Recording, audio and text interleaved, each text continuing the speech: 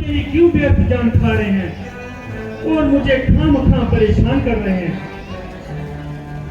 तुम्हारी नियत पर तो मुझे पहले से ही शक था, इसलिए भरत को टाल दिया और ननिहाल का बहाना बनाकर उसको जहां से निकाल दिया। उस बेचारे को क्या मालूम था कि उसको अमृत के धोखे में विष पिलाया जा रहा है। जब आपने मुझे इस तरह ही बर्बाद करना था तो राजसभा को क्या मकदूर था कि आपकी हाँ में हाँ न मिलाती और आपकी आज्ञा का पालन न करती।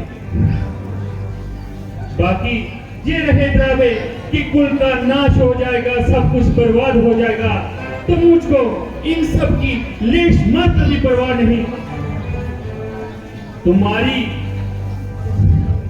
तुम्हारी और तुम्हारे कुल को क्या, मुझे अपने जीने की भी चाह नहीं। जब मैं विपद के दिन काटूंगी तो तुम्हारे कुल को क्या शहद लगाकर चाटूंगी। वही कुल संसार में फलते फूलते हैं जो अपनी वचनों को निभाते हैं। मुझे इस बहस से कोई सरोकार नहीं। आप केवल मुझे इतना बता दीजिए कि तुम्हारे साथ मेरा कोई कौल करार नहीं, वरना अपनी जुबान का कुछ पास है तो भरत के लिए और राज तिलक रामचंद्र को 14 बरस का वनवास है। दोनों में से आपको जो पसंद हो उसको मंजूर कीजिए, उस झगड़े को यहीं पर खत्म कीजिए। ओ बेवफा, मैंने तुझको इसलिए कॉल करार नहीं दिया था और ना ही अपना दिल तुझको इसलिए दिया था कि तू उसका नाजायज इस्तेमाल करे और खासकर मुझे ही पायमाल करे। सच है, हर एक चीज योग्य हाथों में ही कदर पाती है और मूर्खों के हाथों में फंसकर उसकी उल्टी तासीर हो जाती है। शोध मेरी कम समझी और सादापन ने न सिर्फ मेरा ही काम तमाम कर दिया बल्कि सारे कुल को गुमनाम कर दिया।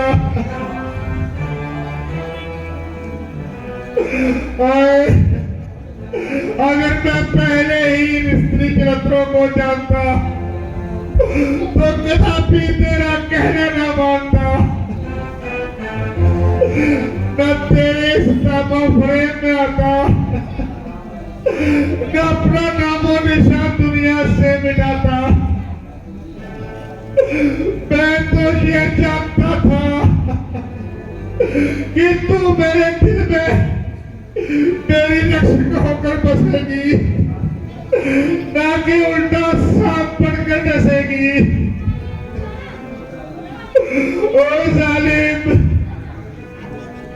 तू आज तक मुझे अमृत के धोखे में विष मिलाती रही और इसी दिन के लिए अपनी यारी तथा मक्कारी के मुझ पर जाल फैलाती रही। हाय हाय, रामचंद्र जैसे लायक और आज्ञाकारी पुत्र को बिना किसी अपराध के कैसे घर से निकाल दूं? ओ बेरहम, मैं परमेश्वर को क्या मुंह दिखाऊंगा और इस बाप को कहां छिपाऊंगा? ए मौत, तू ही आजा, क्योंकि इस समय मैं बहुत कष्ट भर रहा हूँ और बड़ी बेसब्री से तेरा इंतजार कर रहा हूँ।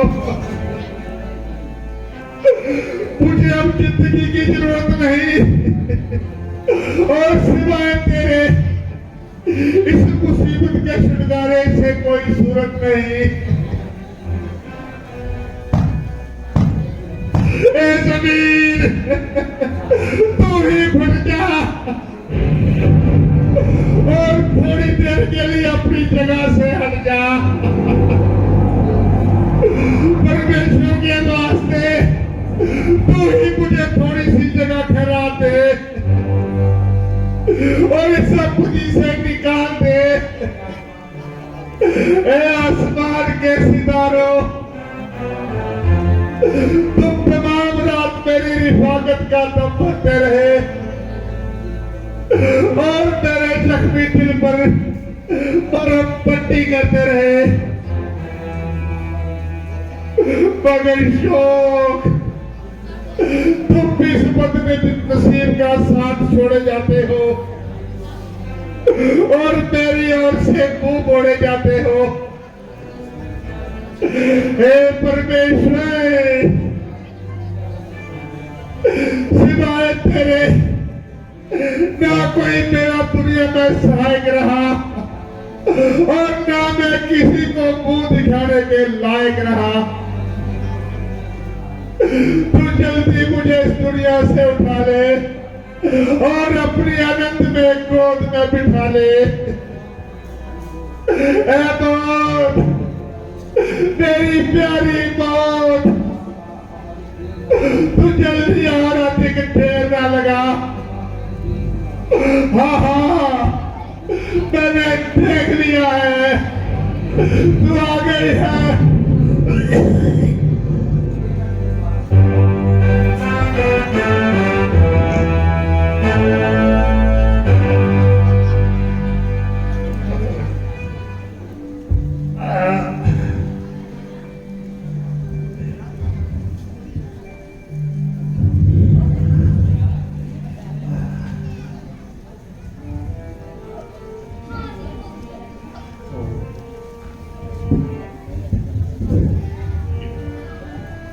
महाराज की जय हो, महारानी की जय हो।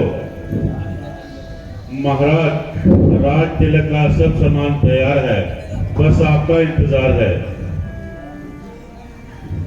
मंत्री जी,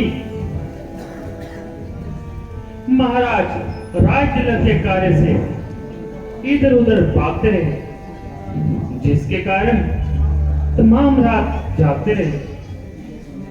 जब भी मुझे उनके सोने का समय नहीं,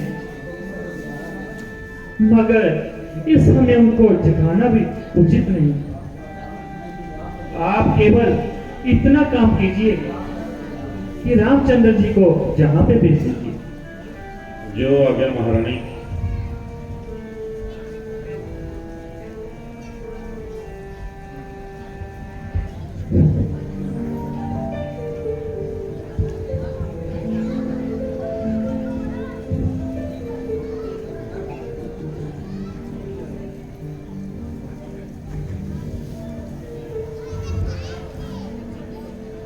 प्रणाम पिताश्री, प्रणाम आते।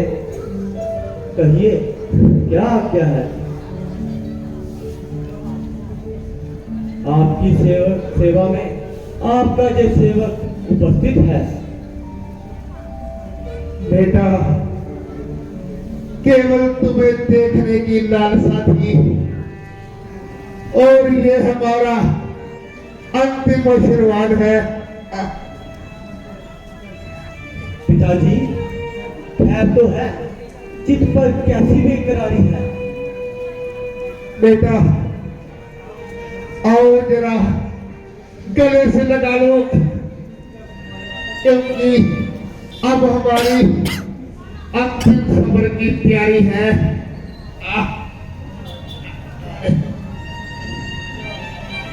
क्या हुक्म है पिताजी, आज्ञा करो, आज्ञा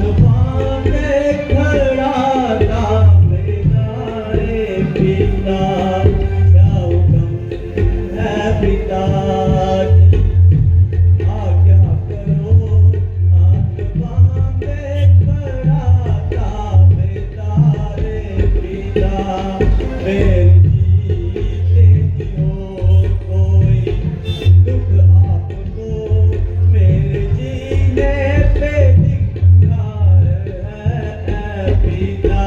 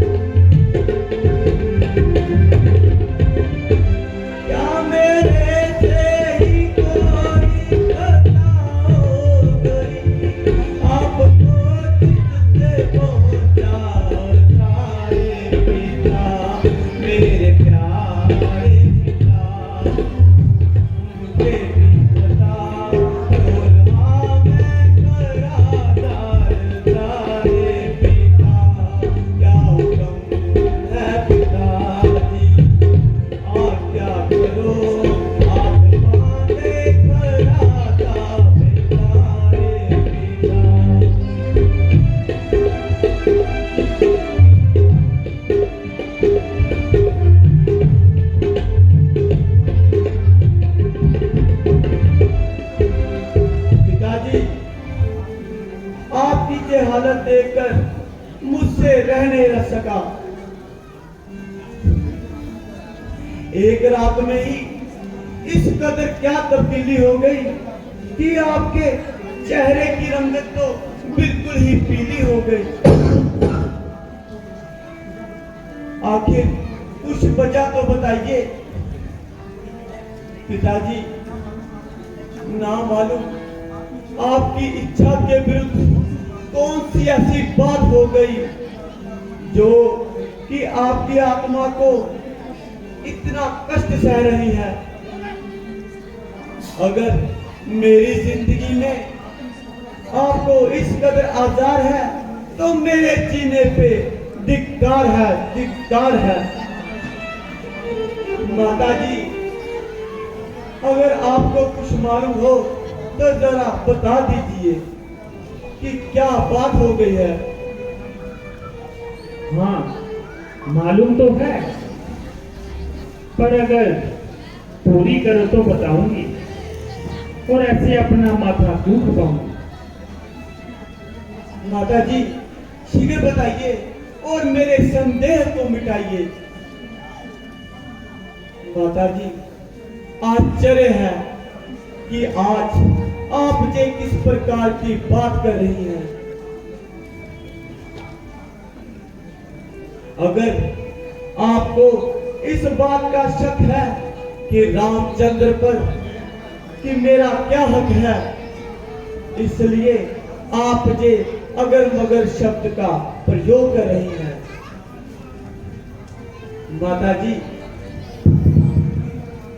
अगर राम पर आपको इतना भी एतबार नहीं तो मैं किसी भी अवस्था में आपका पुत्र कहलाने का हकदार नहीं। रामचंद्र जैसा पिताजी का ताबेदार है वैसा ही आपका फरमाबरदार है। आपकी और पिताजी की आज्ञा मेरे लिए ईश्वरी आज्ञा के समान है। जो कुछ आप आज्ञा दो निसंकोच कहिए। बेटा, महाराज ने मुझसे स्वयं इकरार किया था कि तुम्हारे लिए 14 साल का वनवास और बरस के लिए राजतिलक लिया था, मगर अब अपने कोर्ट करार से मुकर रहे हैं, इसलिए अपने हाथ पांव मार रहे हैं। वाह माता जी, इसलिए इतने हैरान हो रहे हैं? ये तो बिल्कुल ही मामूली सी बात है। जब तक इस आज्ञा का पालन ना करूं, अयोध्या में तो क्या किसी बस्ती में भी रहना मेरे लिए अधर्म है।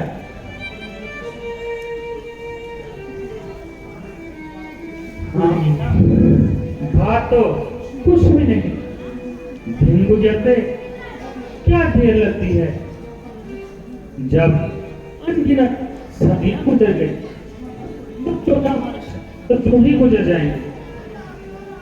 परमेश्वर क्या करे, एक दिन तो कल ही खत्म हो जाएगा। मैंने तो इनको जहां तक कह दिया कि भरत और रामचंद्र मेरे लिए बराबर है।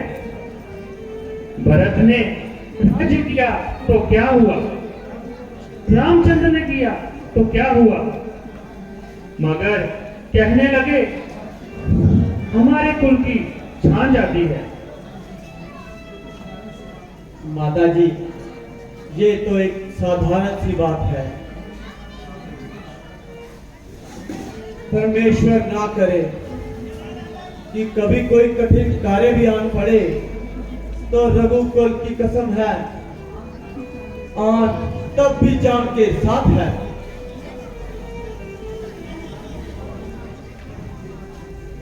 हाँ बेटा, अभी चले जाओ और अधिक देर ना लगाओ, क्योंकि तुम्हें सामने देखकर महाराज को क्लेश होता है और उनका दुख और विशेष होता है। और जाओ, अपने प्रण को निभाओ, ईश्वर तुम्हारी रक्षा करे। तो क्या माता जी, आप पिताजी का अच्छी तरह ख्याल रखिए और मैं वन की तैयारी करता हूँ।